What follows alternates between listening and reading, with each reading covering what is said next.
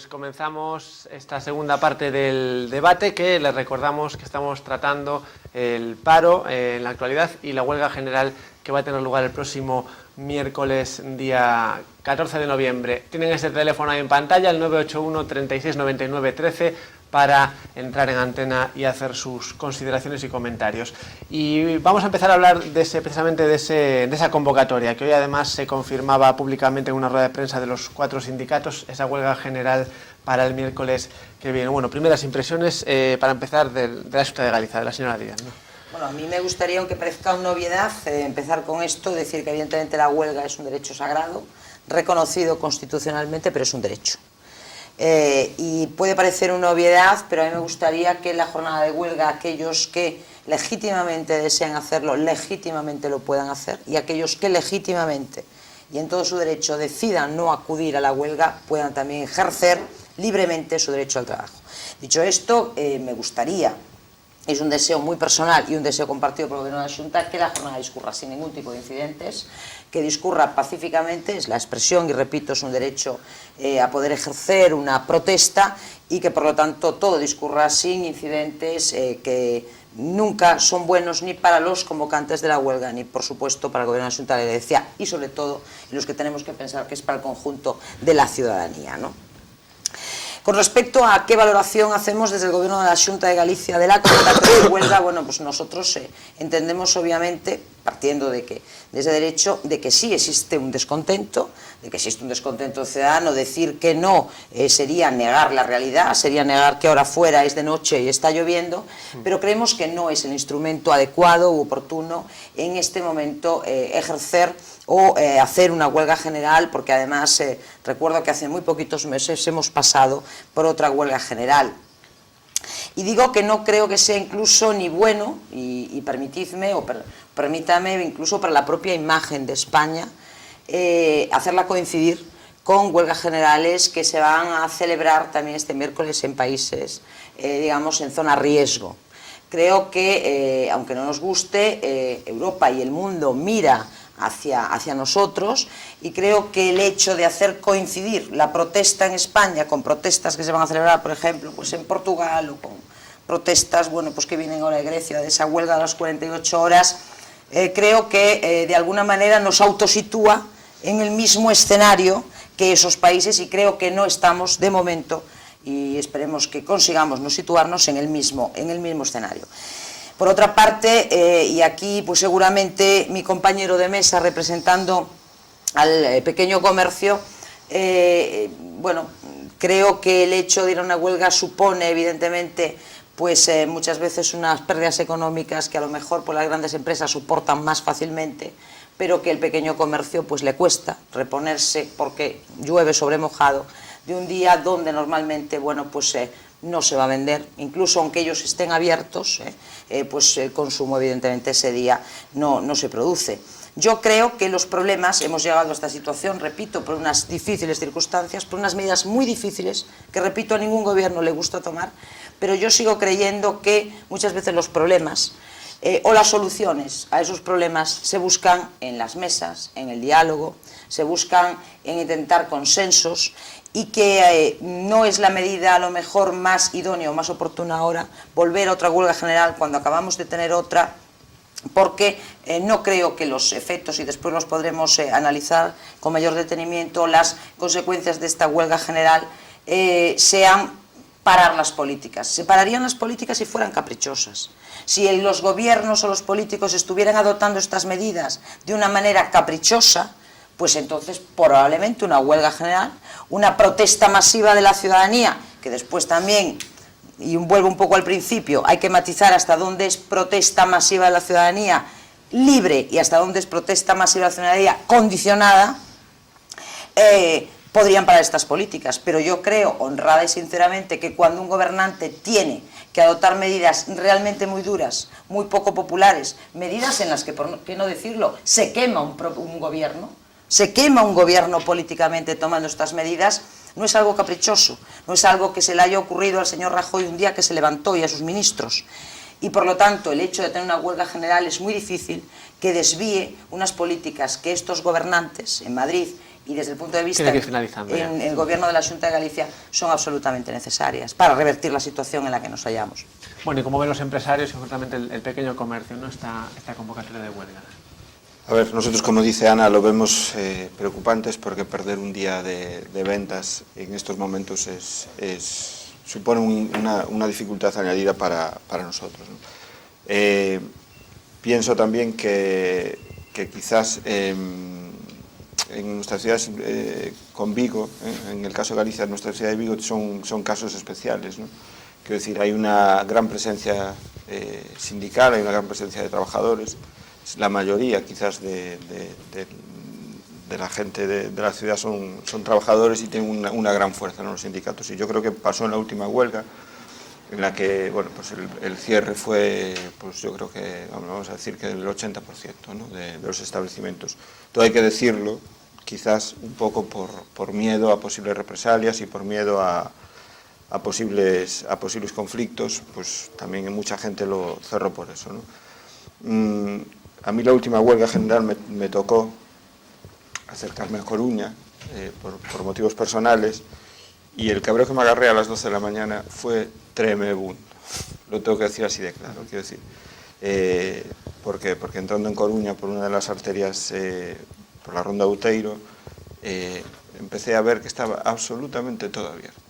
Entidades financieras, negocios, supermercados, y lo vi como un desagravio hacia nosotros, ¿no? A nosotros se nos pide un esfuerzo porque se hizo, ¿no? Se pide un esfuerzo desde los sindicatos para que no hubiera conflicto, de que nosotros apoyásemos esa movilización y cerrásemos los establecimientos, pero luego ves que en la capital de la provincia, y en el caso de Compostela también, ¿no? Pues también pasó exactamente lo mismo. La actividad siguió a un ritmo pues prácticamente del 80% a lo largo de la mañana y del 100% en la tarde, ¿no?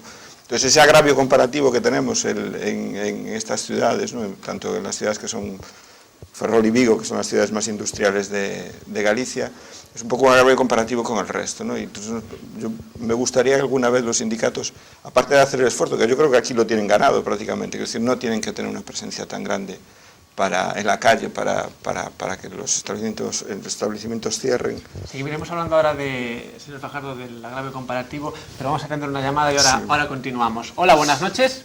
Hola, boa noite. Díganos. Bueno, en tal caso, vou intentar ser breve, quería participar neste debate, me parece interesante. Sí. Ainda que, evidentemente, pois, para falar deste tema tan peliagudo como é pois, a situación do desemprego nesta comarca no noso país, e no Estado español, pois, se necesita pois, ter a mellor máis tempo do que houve dispoñer, non? Eu creo que realmente o que se leva demostrado é que as políticas que está aplicando o Partido Popular e as políticas que aplicou na última etapa o señor Rodríguez Zapatero foron ineficaces para a creación de emprego. Eso é ineludible, independentemente de que dende Europa nos guíen as políticas fiscais, económicas, laborais, etc., non? Pero o que xa está claro que é unha política fracasada. Se unha política fracasa, o que hai que facer é cambiala. E como se cambia?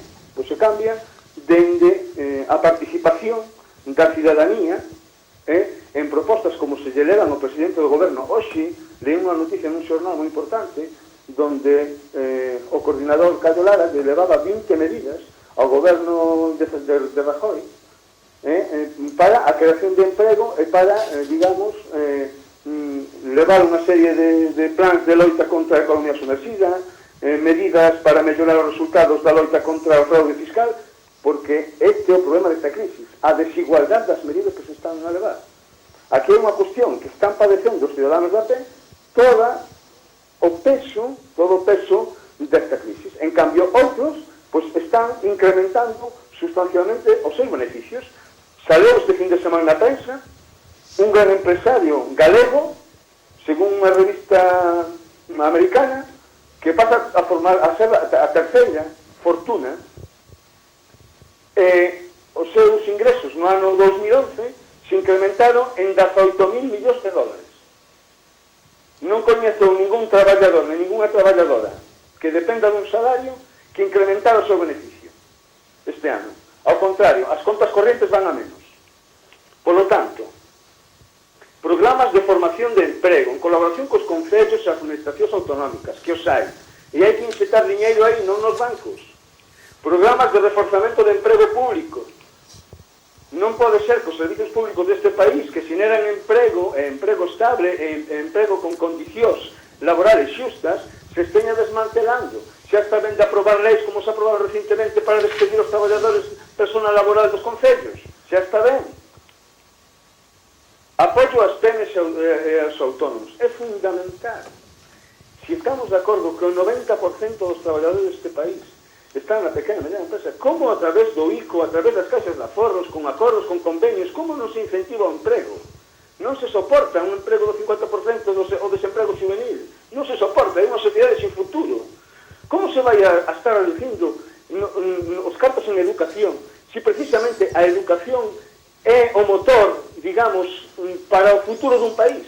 Os nenos con unha boa formación, con un bon sistema educativo, os nenos serán o día de mañá grandes emprendedores, grandes traballadores e grandes empresarios, pero sin formación, se as escolas cada vez teñen menos recursos, en donde van a aprender os nosos fillos? Hai propostas e propostas concretas. E vou ser moi breve. Se antes do ano 2007, que estalla esta crisis, se antes do 2007 vemos os titulares dos medios informativos escritos, vemos España converge con Europa, que se a inflación, que se o déficit público está controlado, que se están nos parámetros que estipula a Unión Europea. Donde se descalabra toda a economía española? Se descalabra a economía española no momento que hai que reflotar o sector financiero neste país. Porque foi un auténtico fracaso o tema de darlle a xente, aos traballadores e as traballadoras, cartos do seu bolsillo a sabendas de que non iban poder recuperar ese dinheiro. E aí veñen os desagradables e nefastos exemplos de desahucios que se están acontecendo neste país. É vergonzoso. Hoxe ven nun medio tamén público, nunha revista ou nun periódico de tirada nacional, que é vergonzoso que a Unión Europea, sinte vergonza allea que se produzcan desahucios como se están producindo neste país, sin previamente non elaborar un informe aos servicios sociais dos concellos, a ver se esa familia, a ver se ten nenos, é dicir, é unha auténtica barbaridade, unha atrocidade. E menos mal que entrou a cordura ahora, e os dous grandes partidos políticos deste país, polo menos a ver se poñen de acordo para que non se volvan a producir. Remato, moi breve. Non se pode manter nas costas dos cidadáns esta crisis. Ten que haber un giro, e ese giro pasa por unha política fiscal progresiva, unha política fiscal que grava as grandes fortunas e que paguen os que ahora teñen gastos. E se fai falta compensalos o día de mañá cando a vaca engorde, xa se lles compensará, pero é que a vaca flaca, eles que quiten do peito que teñen e que o poñan para a sociedade. Pues muchísimas gracias. Hai que combatir a economía submergida. É moi breve. Non se pode, eu digo, polo que ben decía aí o compañero Cesario, non se pode intentar pedir, demandar a sociedade que consuma cando se están gravando impostos como o IVE. Eso é unha auténtica barbaridade. Eso que fai é deprimir o consumo. É o tema da paga extraordinaria. Eu son un traballador... Muchísimas gracias por su intervención. Sí. Muchas gracias por su intervención, ha sido bastante valiosa, ha abierto varios frentes que algunos de ellos ya habíamos tocado. Estaba hablando el señor Fajardo sobre el agravio comparativo que se produce en algunas huelgas, pero no sé si quiere hacer alguna referencia a esta, amplia intervención. Decir nada más que al respecto de la huelga un poco que bueno, que yo creo que también va a servir para muy poco, que... así como desde luego desde el punto de vista de los trabajadores, la última huelga general, que era contra una reforma laboral, que sí es cierto que ha recortado muchísimos derechos de los trabajadores, tenía creo que muchísimo valor esa huelga sí quizás tenía mucha razón de ser, pero esta en este momento yo creo que es contraproducente, ¿no? Y bueno, desde luego que me gustaría pedir a los sindicatos y bueno, pues a Cesario un poco en nombre de ellos que